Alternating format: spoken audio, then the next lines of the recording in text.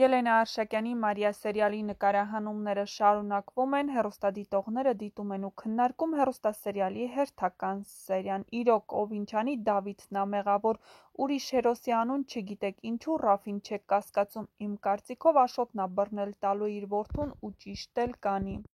Մինչև Դավիթի զանգին հասնելը Ռաֆի ձայնագրություն էդ ոնց ա որ չենք լսում, միանգամից Դավիթին եք լսում, Դավիթին հանգիստ թողեք։ Սիրելի սցենարիստ, բայց դուք մոռացաք, որ Դավիթը Սոֆյայի հեռախոսին էր զանգել, կեսից Արտակը վերցրեց խոսեց։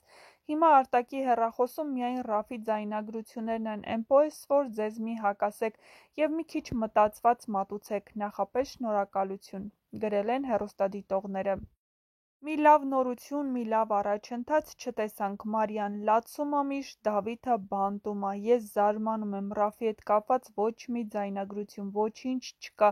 բայց Դավիթի շուրջ միշտ մի բան գտնվում է։ Ահա այսպիսին էին այսօրվա սերիայի մեկնաբանությունները, եթե համակարծիք չեք, ապա գրեք ձեր կարծիքները, յուրաքանչյուր կարծիք կարևոր է մեզ համար։